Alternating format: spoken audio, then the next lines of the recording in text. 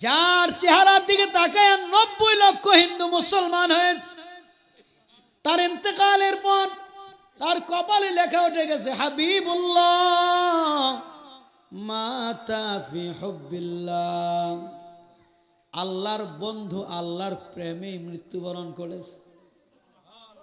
তার এই মৃত্যুর অবস্থা দেখার জন্যে হিন্দুরা এসেছে, দেখার জন্যে মঈনুদ্দিন মারা গেছে দেখতে যাই। খাজা সাহেবের এই অবস্থা দেখে 90,000 হিন্দু একসাথে কালেমা পড়ে মুসলমান হয়ে যায়। লা ইলাহা ইল্লাল্লাহু মুহাম্মাদুর রাসূলুল্লাহ, লা ইলাহা ইল্লাল্লাহ।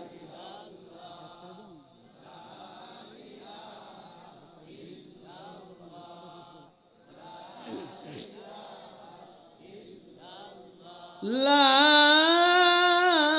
ইলাহা ইল্লাল্লাহু মুহাম্মাদুর রাসূলুল্লাহ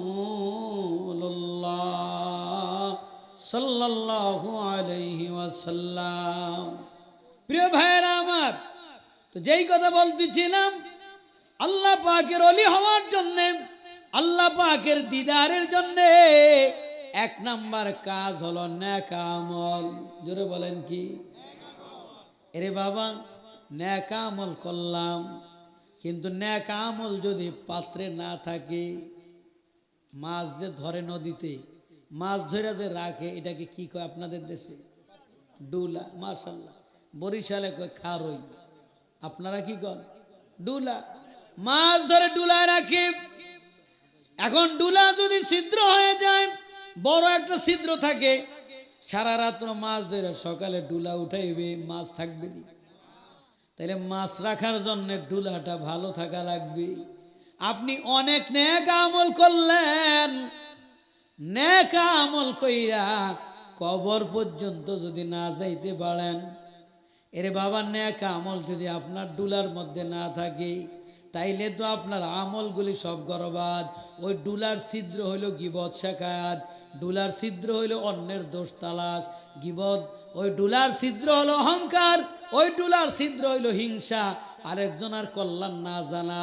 এই অহংকার, হিংসা, গীবত শাকাত, এগুলির দ্বারা মানুষের শুধু নেক আমল নষ্ট হয় না, গুনাহ হয় না, গুনাহ হয়, তার আমল নামার নেক গুলো ধ্বংস হয়ে যায়। আপনি অনেক আমল করলেন, কিন্তু আমলগুলা নিয়ে কবর পর্যন্ত যাইতে পারলেন না, এটা কি আপনি সফল হলেন? আমি কথাটা মনে বুঝাইতে পারিনি। আর একটু সহজ করে দেই, আপনাদের এই মধ্য রসুলপুরে এলাকায় কুরবানি হয়? কথা কয় না? কুরবানি হয়। কুরবানির ঈদের সময় গরুর হাট বসেন আপনাদের পাশে।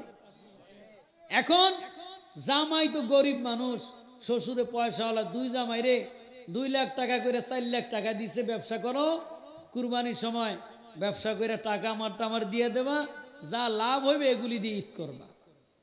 এখন 2 জামাই গাবতলি থেকে যে গরু আনছে, রসুলপুর এলাকার জামাই একজনে 2 লাখ টাকার 3টা গরু আনছে, আরেকজন 3টা গরু আনছে। এখন বড় জামাই এই পাশেই ফতুল্লাতে গরুর হাটে যে গরুগুলা বিক্রি করছে, বড়গুলো একটু গঙ্গা পদরি হয়, কি কর। এখন বড় জামাই ফতুল্লা যে গরু বিক্রি কইরা 2,30,000 টাকা বেশ, লাভ হয়েছে কত? 30,000। 30,000 টাকা লাভ কইরা বাড়িতে আইসা স্ত্রীর হাতে কয়, নাও আব্বার জন্য 2 লাখ টাকা দিয়ে দিও, আর 30,000 টাকা দিয়ে আমরা এবছর ঈদ করব। ছোট জামাই তো একটু চালাক, উনি আর ফতুল্লা না, উনি দোলাইপার গেছে, বুঝেন নাই? দোলাইপার যে 2 লক্ষ টাকার গরু বিক্রি করছে 2,80,000 টাকা, লাভ হয়েছে কত? তাহলে এই 2 জনের মধ্যে লাভবান কে? ছোট জামাই। তাইলে একটু পর দেখি বলবেন কে লাভবান। বড় জামাই তো কাজ থেকে আইসে বউয়ের হাতে টাকা দিচ্ছে, বউ তো খুশি, বাপের 2 লাখ টাকা দিও 30,000 পাইছে। বড় ছোট জামাই চালাক, দোলাইপার থেকে 2,80,000 টাকা নিয়ে ত্রিং ত্রিং করে আসতেছে। যখন দোলাইপারের মোড়টাই দিকে একটু সন্দেহ হয়ে গেছে, সিনজির মোড় আটকে ভাইগনারা দেবা না হান্দাই দেবে। এখন মামু বাঁচলে বহু টাকা কামাই করতে পারবো, লইয়া যাও। 2,80,000 টাকা দিয়ে উনি খালি পেটে পাশায় থাবড়ায় মাশাল্লাহ। এখন বউয়ের কাছে বেচছিলাম 2,80,000, 1 টাকাও আনতে পারি। এখন বলেন দুইজনের মধ্যে কে লাভবান? একটু আগে দিয়ে গেলেন ছোট জামাই লাভবান হয়েছিল, কিন্তু জাগা মতো আনতে পারে, যে কারণে অনেক টাকা বিক্রি করেও কি লস হয়ে গেছে। তাইলে এই দুইজনের মধ্যে সফল অল্প আমল যে কবরে নিয়ে যাইতে পারবে সেই কামিয়াব। কি জোরে বলেন ঠিক কি না? কিন্তু অনেক আমল, পাগড়ি বললাম, পট্টি লাগাইলাম, হুজুর এমন হইতে পারে আমি স্টেজে আজকে প্রধান বক্তা, ওই জান্নাতে সিরিয়ালে যাইতে যাইতে 500 বছর, আর ওই শ্রোতা ওই যে পিছনে বইছে কাঙ্গালরা, ওইটা কেন না সবাই আগে জান্নাত। কে আগে আর পরে আল্লাহর কাছে প্রধান বক্তার বিশেষ বক্তার হিসাব হইবে না, আল্লাহর কাছে হিসাব হইবে একটা সুন্দর দেলে। কি জোরে বলেন ঠিক কি না? এই জন্য আমাদের দেলটাকে পরিষ্কার করা লাগবে। এই জন্য ভাইয়েরা আমার, অনেক আমল করলাম, কাজ হবে না, আমলগুলা যেন কবরে নিয়ে যাওয়া যায়। আজকে তো সমাজের মধ্যে মানুষ দেখা যায়, প্রকৃত মানুষ পাওয়া বড় কঠিন। মানুষ প্রকৃত মানুষ নাই, সুরাতান মানুষ। এ ভাইরে, যে কোনো এক জেলার শহর, আমি নাম বলবো না, কুমিল্লা চাঁদপুর এলাকার একটা শহরের মধ্যে সারসিনা শরীফের আল্লামা শাহ সুফি নিসারউদ্দিন রহমতুল্লাহ আলাই, যিনি আজ থেকে 73 বছর আগে দুনিয়া থেকে চলে গেছেন, ওই শহরে যিনি যাবেন, ওই শহরের মধ্যে একজন পাগল ন্যাংটা হইয়া চলে, উলঙ্গ, সবসময় ন্যাংটা হইয়া থাকে, পাগলা। হঠাৎ করে যে একটা দোকানে যায় বলে আমার একটা লুঙ্গি দাও অথবা গামছা দাও, শরমটা ঢাকবো। বলে তুমি তো ন্যাংটা উলঙ্গ হয়ে থাকো, আজকে কেন তোমার শরম ঢাকা লাগবে? বলে পিঁপড়া টিকটিকি পশু পাখির সামনে ন্যাংটা হয়ে থাকলে কি শরম লাগে না? আমি তো এতদিন এই শহরে কোনো মানুষ দেখি না যে কারণে ন্যাংটা হইয়া থাকে, আজকে দেখি এই শহরে একজন মানুষ আসতেছে নেসারউদ্দিন, ওই আল্লাহর ওলির আগমনে আমি তো উলঙ্গ হইয়া থাকতে পারি না, তার আগমনে আমার শরম একটু ঢাকতে চাই। আমরা এখন যেই পর্যায়ের মানুষ, আমাদের বাপ দাদার আর একটু ভালো ছিল, কি ঠিক কিনা? যায় দিন ভালো যায়, আমরা যেমন আপনারা তার চেয়ে ভালো, আপনারা যেমন আপনাদের বাপ দাদা আর একটু ভালো ছিল। যত মানুষ রসুল থেকে দূরে যায়, ওই মানুষগুলা তত খারাপ হয়। তাইলে ওই 70-80 বছর আগে যদি বলে একজন মানুষ দেখা যায় না, ওই চোখওয়ালা মানুষ যদি আজকের এই মজলিসে থাকতো, হয়তো বা এখানে একজনও মানুষ খুঁজে পাইতো না, কি ঠিক কিনা? তাইলে বুঝা গেল আমরা সুরাতান মানুষ, আসলে মানুষ হইতে পারি না। আমাদের মানুষ হওয়া দরকার, আমাদের আসলে মানুষ হওয়া দরকার। আমরা লোভী মানুষ, সামান্য জিনিসের জন্য আমাদের মানুষত্ব হারায় ফেলি। আমরা একটা পশু পাখি জবাই করতে ভয় লাগে, কিন্তু একটা মানুষ মারতে ভয় লাগে না। কি জোরে বলেন ঠিক কিনা? একটা মানুষকে মেরে ফেলি, সেখানেও আমাদের ইতস্ত হয় না, কারণ আমাদের মানুষত্ব এমন ভাবে হারিয়ে গেছে। এই জন্য ভাইয়েরা আমার, আল্লাহর নবী মসজিদে নববীতে বসে আছেন, নবীজি সাহাবায়ে কেরামদের দিকে মুখ করে বসলেন। সাহাবায়ে কেরামদের দিকে লক্ষ্য করে নবীজি বলেন, ও আমার সাহাবীরা শোনো, মাইয়াখুযু আন্নি হাউলাইল কালিমাত ফায়ামালু বিহিন্না আও ইউআল্লিমু মাইয়ামালু বিহিন্না। ফাকালা আবু হুরায়রাতা কুলতু আনা ইয়া রাসূলুল্লাহ, ফাআখাযা বিয়াদি ফাআদ্দা খামসান, ক্বালা ইত্তাকিল মাহারিমা তাকুন আবাদান নাস। আল্লাহর নবী বলে, ও সাহাবীরা, মাইয়াখুযু আন্নি হাউলাইল কালিমাত ফায়ামালু বিহিন্না আও ইউআল্লিমু মান ইয়ামালু বিহিন্না। ও সাহাবীরা, আমি কিছু নসিহত করতে চাই।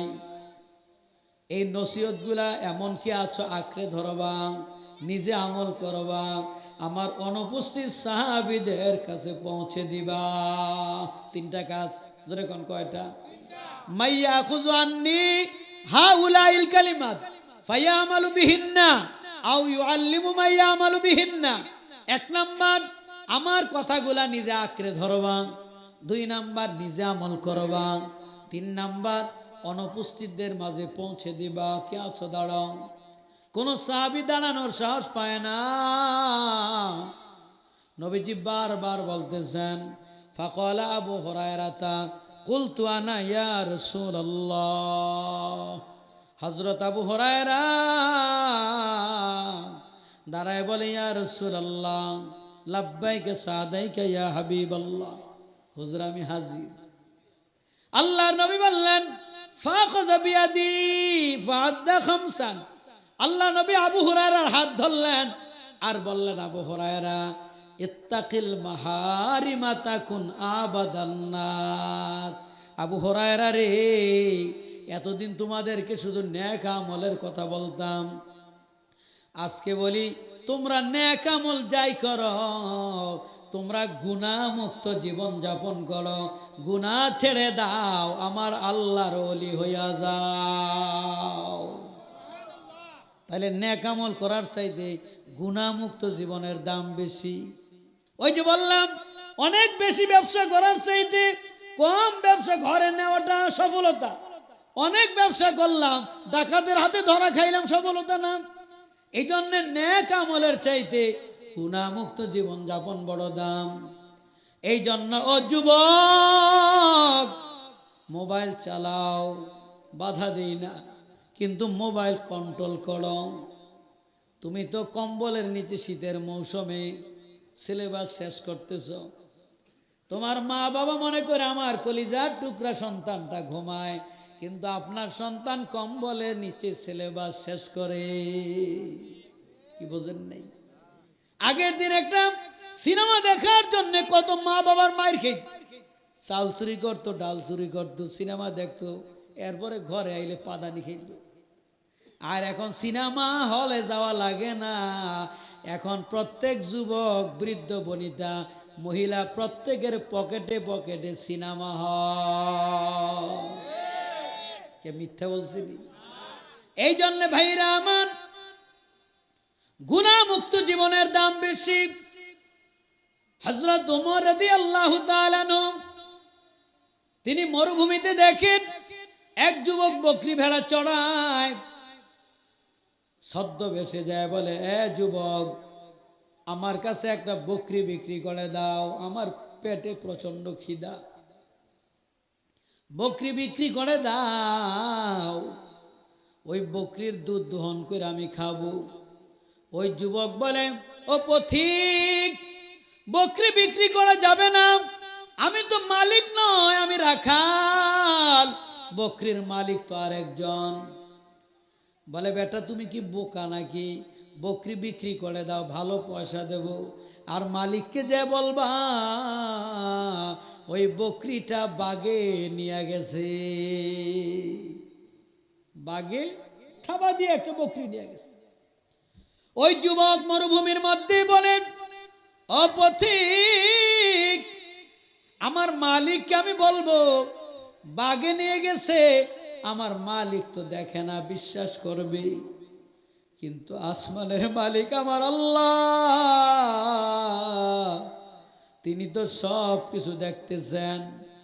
আমি তাকে কি বইলা বুঝ দেব, ওই কথাটাও শিখাইয়া যান। বলেন না সুবহানাল্লাহ।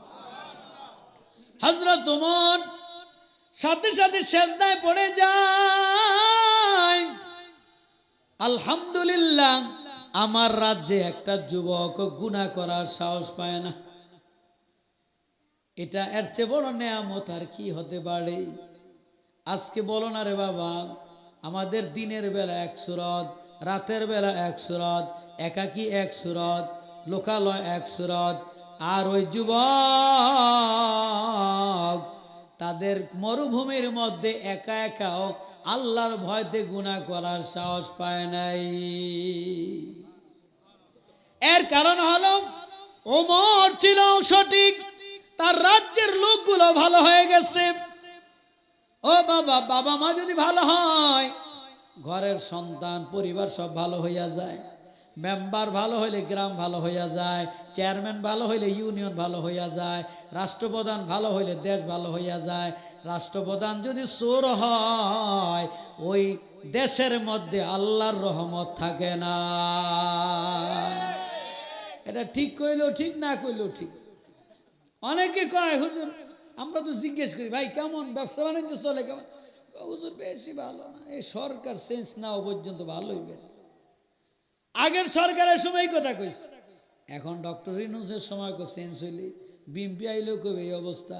এদের জীবনও ব্যবসা ভালো হবে না, কারণ আমাদের সরকার প্রধানগুলা সরকারগুলা চোর, যে কারণে দেশে বরকত নাই।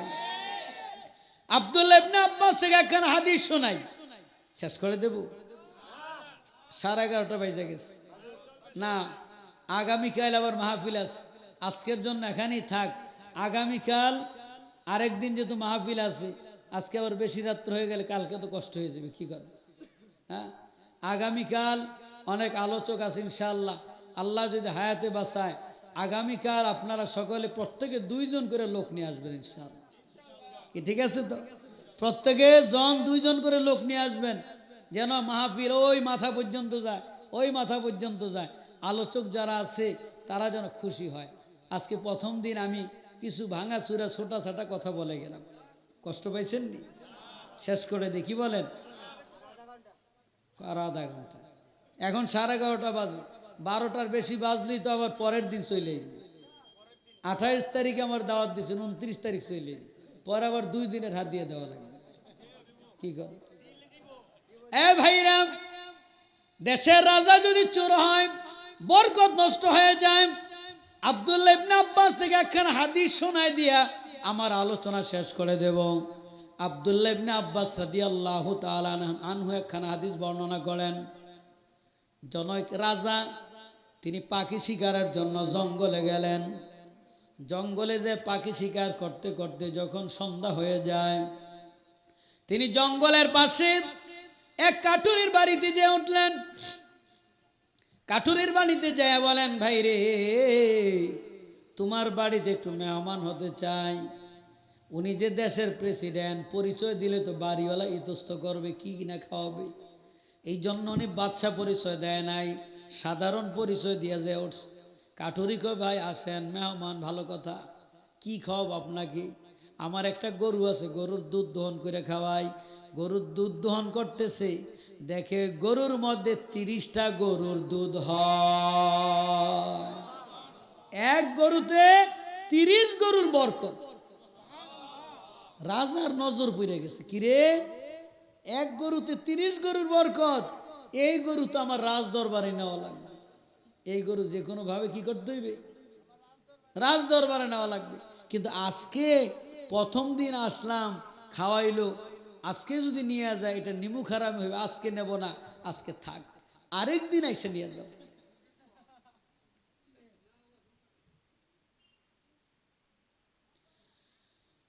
বাদশা দ্বিতীয় দিন চলে গেলেন, যে কিছুদিন পর আবার পাখি শিকারের জন্য আসলেন।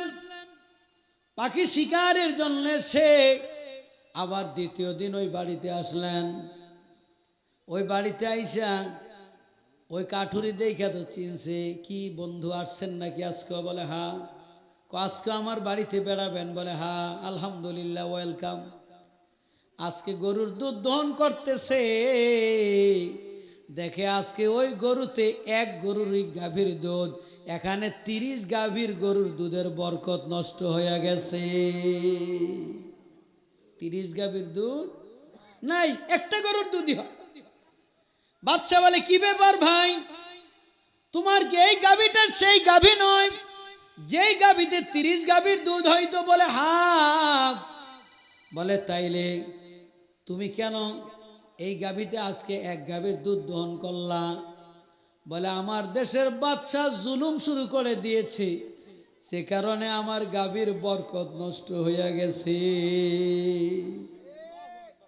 আজকে আমার গাভীর বরকত নষ্ট হয়ে গেছে। আমার মনে হয় দেশের বাদশা জালেম, সে জুলুম শুরু করছে। বাদশা বুঝতে তো আর বাকি নেই। উনি রাতের বেলা কান্নাকাটি করলো, আল্লাহ মাফ করে দেন, ভুল হয়ে গেছে, আর জীবনে জুলুম করব না। যতদিন দায়িত্বে থাকবো মানুষের প্রতি ইনসাফ কায়েম করব, অন্যায় অপরাধ করব না, জুলুম করব না, মাফ করে দেন। কান্নাকাটি করে বাদশা চলে গেলেন। এক সপ্তাহ পর আবার আসলেন পাখি শিকারের জন্য। আইসা কাঠুরির বাড়িতে গেলেন, যাইয়া কই দেখে আসি ওই লোকটার কি অবস্থা। কাঠুরি দেখে কই বন্ধু আবার আসছেন? কই আলহামদুলিল্লাহ। বেড়াইবেন? বলে হ্যাঁ, ওয়েলকাম। আজকে গাভী দহন করতে যায়, দেখে আজকে ওই গাভীতে আবার 30 গাভীর দুধ দেয়। বাদশা বলে, বন্ধু এই গাভী কি সেই গাভী যেই গাভী 30 গাভীর দুধ দিত, তারপরে আবার 1 গাভীর দুধ দিত? বলে হ্যাঁ। এখন আবার কি 30 গাভীর দুধ হয়? বলে হ্যাঁ। কারণ কি? আমার মনে হয় দেশের বাদশা তওবা করেছে, আবার নতুন করে ইনসাফ কায়েম করতেছে। বাদশা জড়াই ধরে বলে, কাঠুরি ভাই রে, জুলুম করে নাই, বাদশা তো আমি। জুলুমে শুধু নিয়ত করেছিলাম, জুলুম করি নাই। করব বলে নিয়ত করেছিলাম, আল্লাহ পাক বরকত নষ্ট করে দিয়েছে। খালেস তওবা করেছি, আবার আল্লাহ পাক নিয়ামত দিয়েছে। এই জন্যে রে বাবা, এটা রাষ্ট্রনায়ক থেকে শুরু করে ঘর পর্যন্ত সন্তানদের উপর যেন জুলুম না হয়, স্ত্রীদের উপর যেন জুলুম না হয়, পরিবারের উপর যেন জুলুম না হয়। জুলুম যদি করো বরকত নষ্ট হয়ে যাবে। সম্পদ আছে বখিলামি করবা না, বাজারঘাট করবা। সম্পদ থাকতে যদি বখিলামি করো, আল্লাহ পাক বরকত নষ্ট করে দিবে। এই জন্য জুলুমকারীর সম্পদে আমার আল্লাহ বরকত দেয় না। এই জন্য গুনাহমুক্ত জীবন যাপন, হারাম কাজ তো দূরের কথা, হারাম মুক্ত জীবন যাপন করলে তুমি আল্লাহর ওলি হয়ে যাবা। আমাদেরকে আল্লাহ পাক তার ওলি হিসাবে কবুল করুক। জোরে বলেন আমিন। একটু দুরূদ শরীফ পড়েন, সাল্লাল্লাহু